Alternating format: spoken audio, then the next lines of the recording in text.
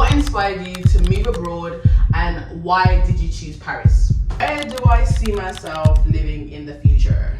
What's my relationship status right now? I've been getting a lot of personal questions. So in this episode, I'm going to be answering all of you guys' personal questions or questions that you guys have asked me about living abroad, about living by myself, about living in Paris, just about me in general, because I feel like we don't know each other yet. Heavy on the yet. Let me just answer some questions so we can really get to know each other and see how this relationship goes. See if you want to put a ring on it in the end or not. I think I'm wifey, so I think you should. So yeah, I'm gonna keep it a buck with you guys. I'm gonna keep it real because, you know, we only keep it real in these streets, in these sides. So I have all you guys' questions. I literally just wrote it down my notes because there was actually quite a few questions, so I just put it all in one place so I know where to look. So we're reading the questions and we're gonna answer. The first question, which I think is very basic but very important, what is my full name and where did I grow up? So my full name, I'm gonna say it in the English way first, is Kairos Bekila Lusaqueno. In the cultural way, it's Kairos Bekila Lusaqueno. Yeah, that was really fresh of me to say, but that's my name, innit? There's nothing I can do. My first name is biblical and it means the appointed / perfect timing of God. My middle name is actually named after my grandmother, so shout out to Mimi. Love you, my queen. And it basically means like mother of all. And then my last name literally means I don't care. So I feel like my name represents me so well because I don't care, never cared. I grew up in Birmingham.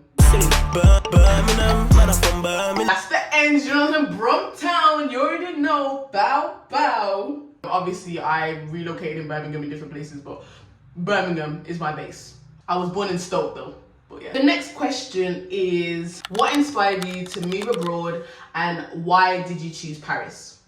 Now, okay, I'm gonna answer the question in two different parts. So I'm gonna answer the first part, which is, what inspired me to move abroad? So I've always wanted an international experience, but also I wanted to know if I truly did like the degree that I was studying, because right now I study law.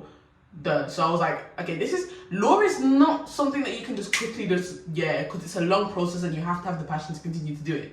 So I was like, do I really want to do this degree? So I was like, let me try and experience that degree in a different country. So I've always wanted international experience. Now, leading to the next question, why did I choose Paris? I actually did not choose Paris. My first choice was actually America, specifically New York, because if you don't know, New York is the city of law, period. So originally I wanted to go to America, that flopped. Then I was supposed to go to Australia, that flopped. Then I got a place in Japan. Then I was kind of going through some health issues during the time. So my family was like, it's safer for you to be somewhere in a European country because if something happens to you, we need to be able to access you like that. Then I was like, okay, like where else would I not mind staying? Okay, you know the language, Paris. It was actually between Lyon, Paris, and Belgium, Brussels, but didn't want to go to Belgium, didn't want to go to Lyon, so I was like, okay, Paris is the most like city-like place, and here I am. So Paris was actually not in my thoughts whatsoever. But next question, what's my favorite part about living alone so far? My favorite part about living alone so far is being able to have my own routine and not it being interrupted by other people, because I lived in a house of 6 people, so you have to delay certain things because someone else is doing something. You have to do this because the ball's in my court when it comes to how I want my day to go and how I want the routine to go. Like if I want to wake up at 6 a.m. to shower, I don't have my dad in the bathroom or my brother's in the bathroom or people just taking long. Someone's pooing downstairs, someone's weeing upstairs, and you're just wasting time. So I like the fact that I can have my own routine and no one's interrupting it. Another question that was asked was, what's the difference between my name with a K and my name with a C? If you're on social media, you know that some places my name is with a C and some places my name is with a K. It's originally supposed to be with a K. It's just my birth certificate's wrong. So it's just like, I want people to call me by a K because with a K, that's the meaning of the name. Without the K, there's no meaning. So when I go back to the UK, I'm going to change it on my passport to officially be a K. I've been saying that since I was 18, I was supposed to change it. I just never had the time or never really did it. So now I'm going to do it. I'm going to go back. When I go back, I'm going to change it to a K. There's no difference, by the way. It's just with the C. Well, there is a difference with the C. It doesn't have the same meaning. There's no meaning with the C. With the K, it's the meaning. Next question. What are your favorite hobbies or things that you love to do in your free time? The people that have me on socials, I am a gym rat right now. I'm currently in a gym phase. I've always kind of been in and out with gym, but now because I have, like I said, my own routine, I know that I want to be dedicated to the gym. So literally what I do in my free time is go to the gym. Hi guys, yeah, I also forgot to mention that one of my new hobbies is drawing. Well, I've always been drawing, but like now I'm getting more into it because I actually have the time and I have nothing to do. So yeah, I've just been exploring art again through painting, through sketching, all of that extra stuff. But I thought that was really weird I didn't mention that because like that's my thing and not like, do you know? But yeah. Anyways, back to the video. Pilates. Yeah. Next question is, how do you stay connected with your friends and family back home? My iPad too. Social media. Okay, no, seriously. There was one point, I feel like in the beginning, I was kind of too reliant on people back home. So I'll be calling everyone like every second of the day and I was like, okay, Kyle, get your own life. They have their own life, so you need to get your own life. But that's how I stay connected. Obviously, I went back a few times, but for me to stay connected, I just stay on the phone with them. Like, if I feel like I miss home a bit more, I'll just call them and we'll just be on the phone. And to be fair, like, I haven't really felt so much of a big void yet so far. What's a typical day in life? I will actually record a day in a life or week in a life. If you guys want to see that, let me know. But that was one of the questions they asked if I'm going to do day in the lives. Of course, guys. Of course I'm going to do day in the lives. Don't you worry. I have some videos coming up, so stay tuned. But yeah, I will 100% be doing a day in the life. Yeah, so the camera died, but don't worry, we're still a family. So play the video. Thank you. What have I learned about myself? What I learned about myself is that I'm not as impatient as I thought I was.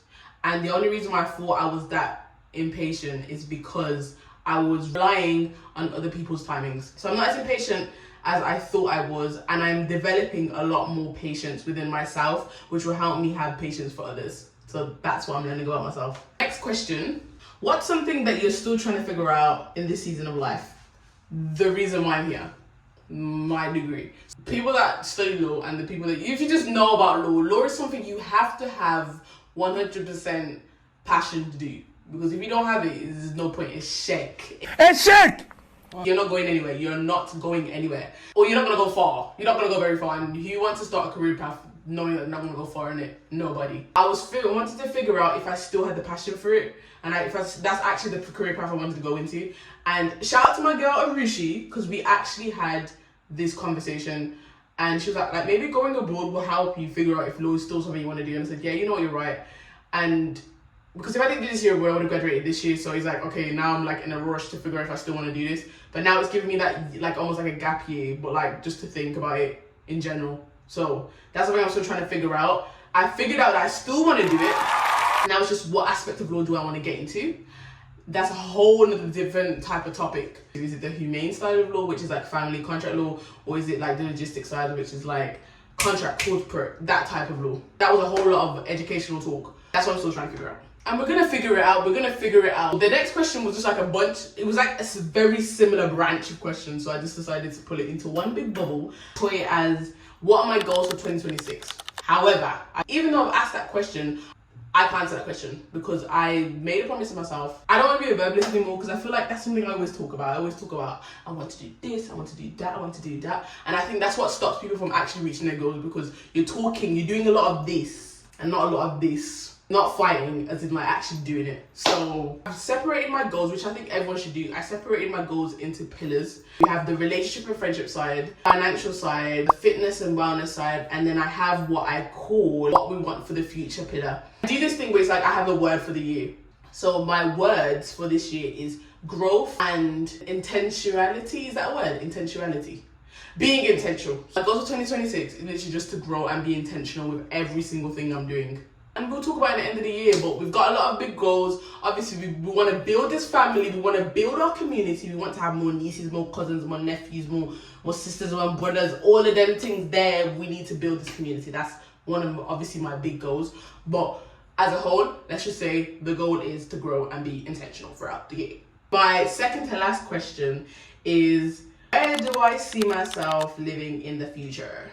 Right, so there's a lot of places in my mind. However, like first I was even speaking about this with my best friend. I think the UK is somewhere I want to stay. It's just where in the UK I want to stay yet, I don't know. However, there's also the subconscious thought of staying in Paris, maybe living here. Then again, it's in the works, but I don't know.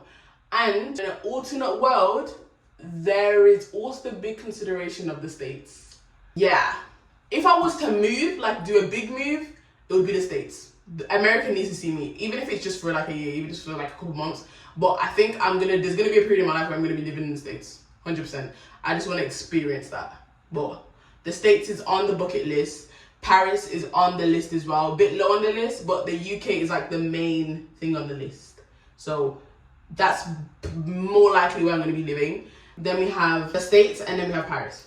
So the last question is, what's my relationship status right now? I am